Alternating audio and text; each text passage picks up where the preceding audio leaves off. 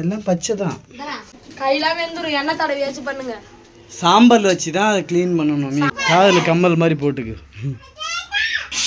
உள்ள இருக்கிற அந்த பருப்பு வந்து எடுக்கணும். இதோ இருக்கு பாருங்க. நீ தப்பு தப்பா வெட்டுறீங்க. இந்த பருப்பு இருக்குல்ல, இந்த பருப்பை எடுத்து இது மேல ஒரு தோல் இருக்கும். அந்த ஹாய் சொல்லு. எல்லாரும் எப்படி இருக்கீங்க? எல்லாம் நல்லா இருக்கீங்களா? Hello friends, welcome back to மாமா வெயிட் பட்டு. ஃப்ரெண்ட்ஸ், நம்ம வந்து இன்னைக்கு என்ன விளாக் பார்க்க போறோம்னா, நேற்று வந்து முந்திரி தோப்புல இருந்து பச்சை முந்திரிலாம் எடுத்துட்டு வந்தோம்ல, அதை வச்சு இன்னைக்கு வந்து சூப்பரான ரெசிபி தான் பண்ண போறோம். அதை வந்து பட்டு தான் பண்ண போறாங்க. எப்படி பண்ண போறாங்க, அது எப்படி டேஸ்ட் இருக்கு அப்படின்றது தான் வந்து என்னோட விளாக். ஸோ வந்து மறக்காம வந்து வீடியோ மிஸ் பண்ணாம பாருங்க, ஸ்கிப் பண்ணாம பாருங்க.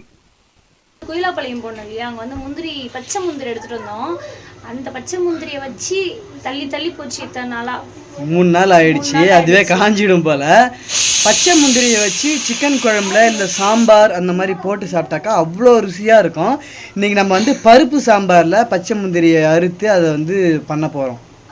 நாங்கள் வந்து எனக்கு சிக்கன் குழம்பு தான் பிடிக்கும். சிக்கன் குழம்புல தான் முந்திரி பருப்பு போட்டு வச்சு நல்லாயிருக்கும், சாப்பிடலாம் அப்படின்னு சொன்னால். ஆனால் வெயிலில் வந்து சிக்கன் குழம்பு சிக்கன் வந்து கொஞ்சம் அவாய்ட் பண்ணிடலாம். ஏன்னா வந்து மேலெலாம் வந்து ரொம்பவே இதுவாகிடுச்சு, கொப்பளமாக.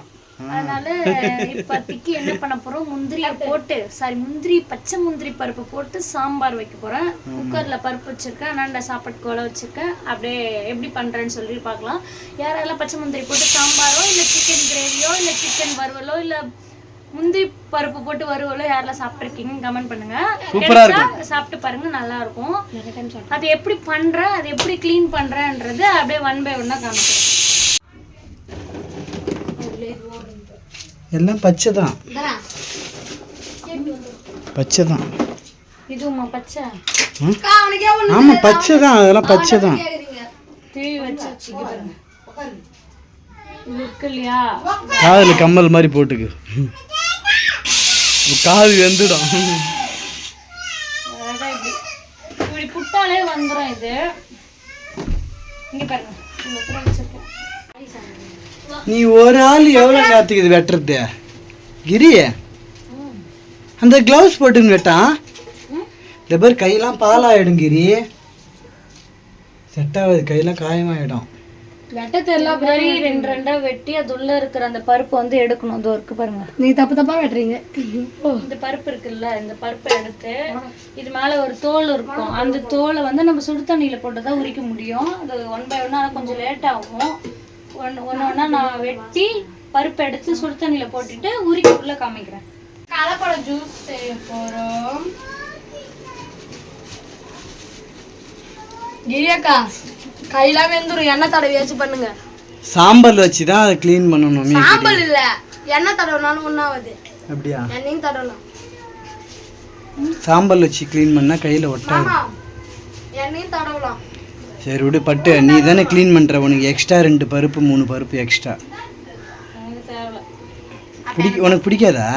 பிடிக்கும், சாம்பார்ல பிடிக்காது, சிக்கன் குழம்பு வச்சாதான் பிடிக்கும். அதுங்காட்டி மறிஞ்சிட்டீங்க. அது கொஞ்சம் சொச்சமாக இருந்து அந்த கொட்டையை தண்டிங்களா? அறியவே முடியாதுன்னு சொல்லிச்சே.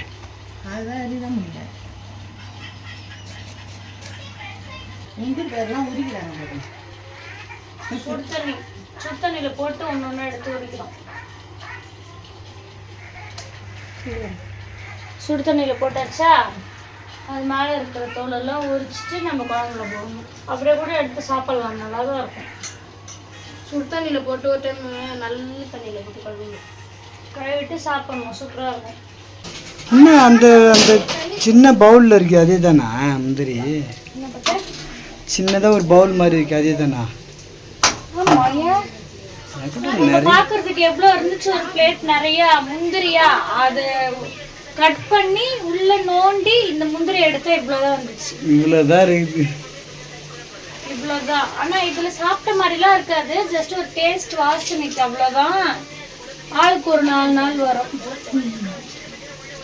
இப்ப இது வந்து என்ன பண்ணணும்னா, சாம்பார்லாம் நீங்க கொதிக்குது இல்ல, லாஸ்ட்டாகவும் போடக்கூடாது, முன்னாடியும் போடக்கூடாது. கரெக்டாக புளி ஊற்றிட்டு உடனே போட்டிருக்கேன். இப்போ தான் நான் புளி ஊற்றினேன். ஏன் சொல்கிறேன்னா, லாஸ்ட்டாக போட்டால் கொஞ்சம் வேகமாக இருக்கும். ஃபர்ஸ்டே போட்டால் குழக்கணும்னு கரைஞ்சிரும் முந்திரி. அதனால கரெக்டான ஸ்டேஜில் போட்டுருங்க. அவ்வளோதான் போட்டு இப்போ நான் இன்னும் கொஞ்சம் நேரத்தில் புளி ஊற்றிட்டு நான் இறக்கிடுவேன். அதனால இந்த ஸ்டேஜில் நான் போட்டிருக்கேன். குழக்குழன்னு ஆகாமல் கரெக்டான ஒரு ஸ்டேஜில். பச்சை முந்திரி சாம்பார் சாப்பிட்டு பார்த்துட்டு எப்படி இருக்குன்னு சொல்கிறேன். சேம் அதே கத்திரிக்காய் கேரட் பீன்ஸ் போட்ட சாம்பார் தான். அதனால தான் நான் எப்படி வைக்கிறதுன்னு சொல்லலை. எப்பவுமே சாம்பார் வைப்போம்ல அதே சாம்பார் தான். எக்ஸ்ட்ரா அந்த பச்சை முந்திரி போட்டிருக்கேன் அவ்வளோதான். வேற ஒன்றும் வித்தியாசம்லாம் இல்லை இதில். அப்படியே நாள் சாப்பிட்டே முடிச்சிடுவான் பார்க்குறேன். அவ்வளோ பசியா? பசிலாம் இல்லை. பச்சை முந்திரி சாம்பார் முந்திரி போட்டு சரி ஒரு ஆர்வமாக சாப்பிடலாம் அப்படின்ட்டு. முந்திரி இருக்கிற தடையுமே தெரியல. ஏதோ ஒரு பூண்டு இருக்கும்ல அந்த மாதிரி இருக்குது. பார்க்கறதுக்கு நிறைய இந்த மாதிரி இருந்தது. நிறைய எங்கப்பட்டு இருந்தது. ஒரு பவுலில் ஆஃப் தான் இருந்தது. ஆங்காங்கே ஒன்று ஒன்று பூண்டு போல. நல்லா இருக்கா? எப்பயும் சாம்பார் சாப்பிட்ற மாதிரியே இல்லை டிஃப்ரெண்ட்டாக ஏதாவது டேஸ்ட்டா? அந்த முந்திரி கடிச்சு சாப்பிடும்போது செம்மையாக இருக்கு அப்படியா சாம்பார். சரி